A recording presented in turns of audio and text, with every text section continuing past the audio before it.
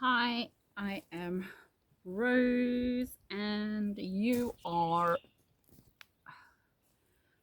watching The Sovereign Soul. And this is the Fix You for Free series for people who have cancer, no money, and want to heal themselves and their life, whether they die or live. I want to give you the best tools for the best quality of life that you can possibly have. I myself found out a year ago that I have tumors in my right breast. I'm a single mom of four. The last thing on earth I want to do is leave them sooner than I need to. I'm not prepared to get thrown into the mainstream. I do not advocate their methodology based on the fact that I have done a lot of research through my life on health, and therefore I have opted to find a way forward for me. I haven't opted to tell many people in my personal life what is going on with me, and the reason why, and here I am broadcasting it for the world, the reason why I didn't do that is that I didn't want opposing I didn't want people to project their fears onto me, because you hear cancer and people freak the fuck out. And it's why it's like it's an epidemic in every country, because we are taught to fear something. We're not taught to understand it, and we're not taught to live with it, and we're not taught to heal it naturally or in our own power. It's quite the opposite, because there's fuck tons of money in cancer. Fuck tons. And if people stopped getting cancer, that would mean a lot less money in medical and pharmaceutical, nutraceutical, and even, I would say, plant-based eating. So I'm just throwing that in there. If eating carnivore is one of the healing aspects if you have cancer. So always follow the money. And I'm not somebody who trusts the mainstream. I'm not somebody who trusts this world, and I haven't since I was a child. You can call me a conspiracy theorist. Other people will call it conspiracy truthists. I don't like being in a state of cognitive dissonance. I like to be honest with myself always. I want to know the truth far more than I want to believe a good story. I want to live stuff with my own experience, with my own logic, with my own common sense, and that is what I do. So finding out that you have cancer is a doozy. It's a big one. And you yourself might go into a state of fear. As I say, I chose not to tell people. And I can't say that I wasn't afraid. I most certainly dealt with all of that collective idea of, oh my God, I could die. Oh my God, do I have to go the medical route? I could see why people are thrown into the medical route just out of fear and lack of self-empowerment and sovereignty and choice over themselves. I didn't want to be that person. I really have seen a lot of people around me who have cancer, and I know what I said I would have done in those circumstances because I really believed in it, and now I'm facing it. So now am I going to do what I say? And to me, the fundamentals of things you need to do is move your body, spend time in nature and outside in the sunshine as much as possible. Change the way you eat. I think that should be the first thing you do to support a healthy body. And water fasting. I would say that those would be the most important things to do.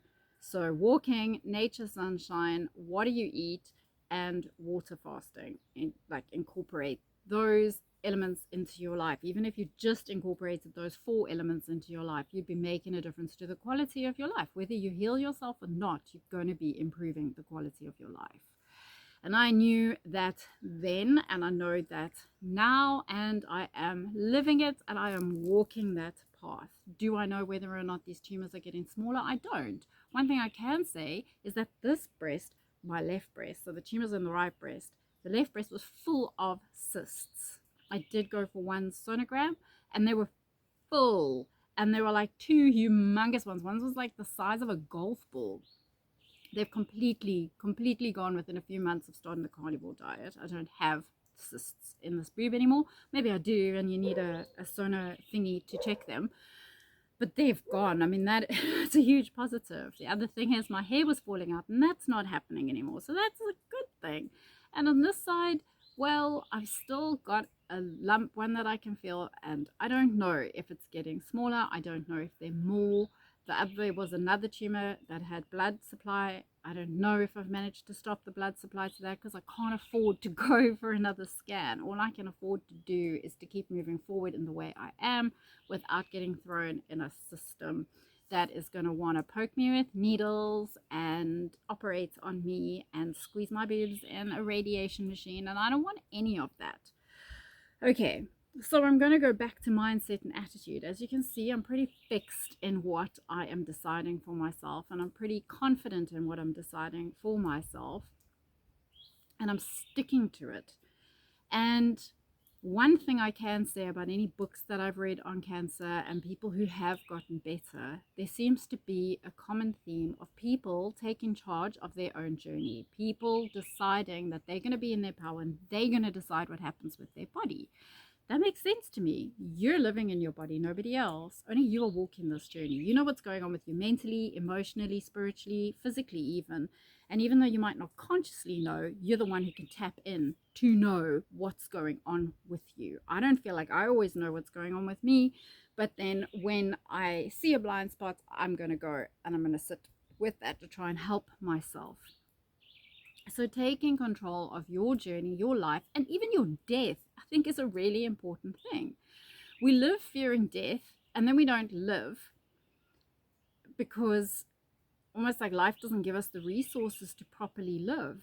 We're not taught to live like we did back in the day, where sitting in the sun and going for a walk and having a good time with your family and friends was actually what is the fuel that feeds us in a healthy way. So I thought buggy flew on me.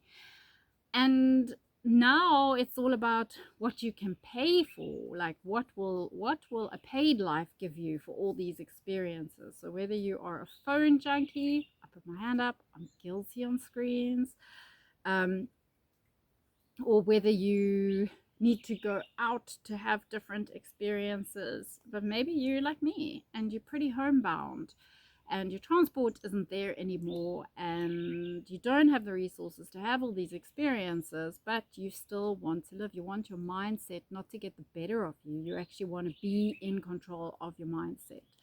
And that took me a while to get a handle on. And the way in which I did that was, number one, I kept the circle of knowing very small.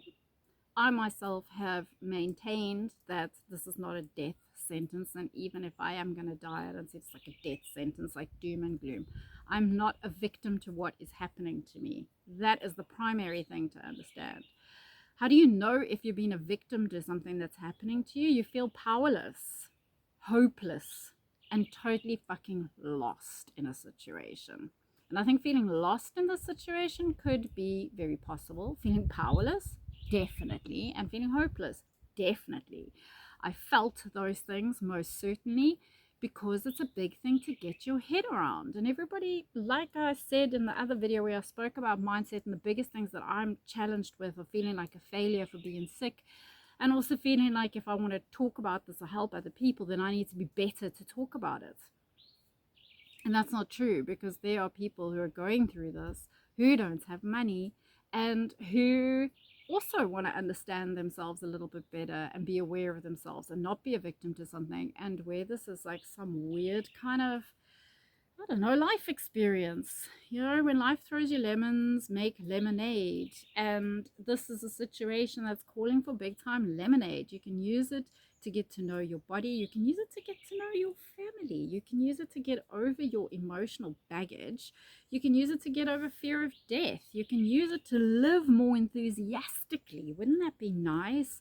I've struggled to get my head around this because I felt like my life on the event department of being able to do stuff that I really wanted to do in this lifetime, like about traveling and having experiences, paid experiences with my children. I can't do that.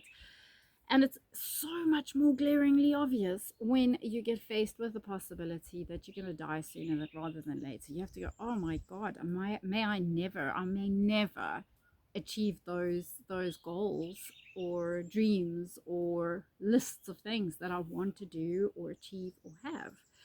And that sucks. That can take you down a spiral of victim consciousness where, poor me, here I am facing the end of my life sooner than I wanted to. My poor kids, they're not going to have a mom. You know, for me, I don't have money for other treatments which I know would be good for me if I could include them. All of these thoughts which can really get you into that victim mode really easily and really, really, really powerfully and strong. Doesn't help you. It really doesn't.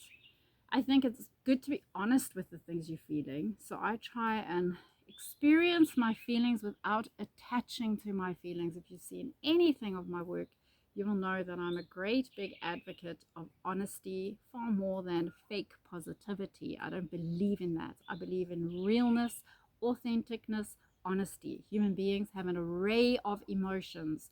If you have found out that you have cancer, you will have an array of emotions.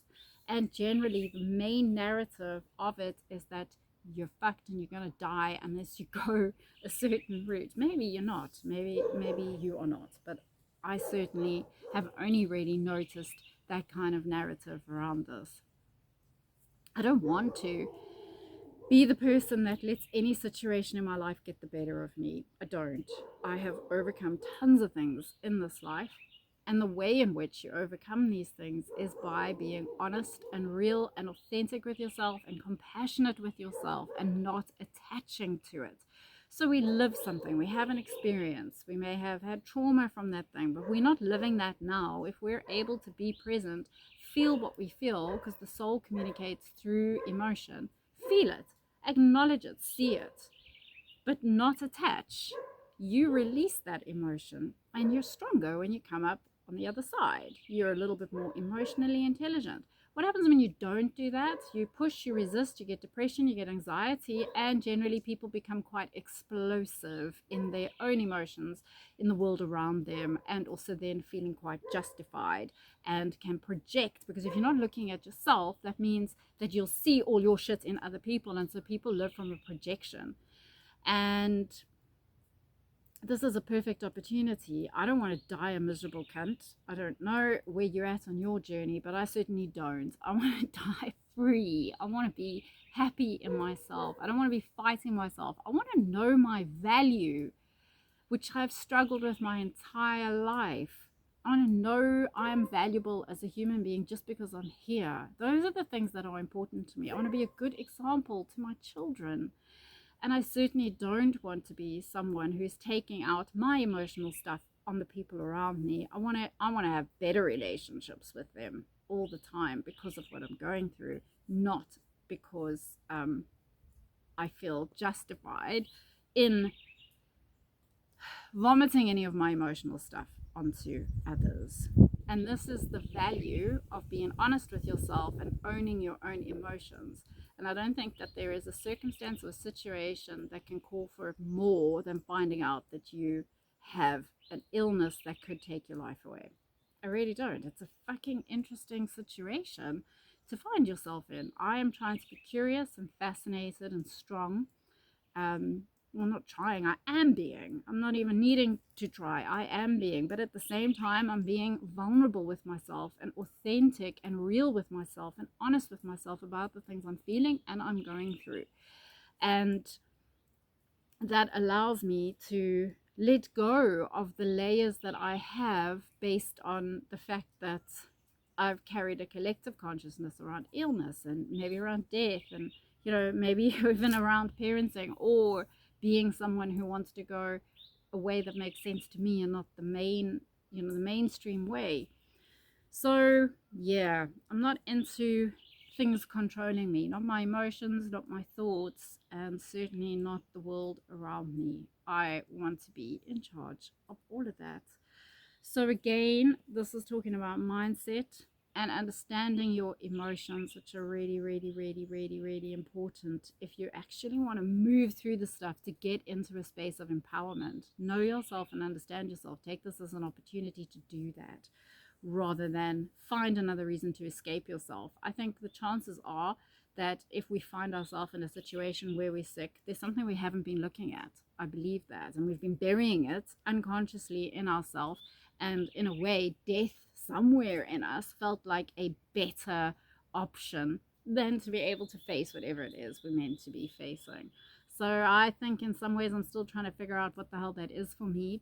but I definitely have an inkling of what could have got me to a state of feeling like I don't want to be on earth anymore. I have more than an inkling, but I'll get into that in another video, because I think that understanding yourself, knowing why you would rather opt out rather than stay, is important. I'm not saying that's for everybody. I think some people just, fight, fight, fight, fight, fight.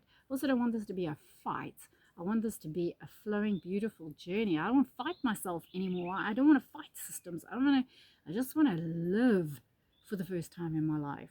And somehow this has given me an opportunity to want to live and to understand that in a much better fashion for myself.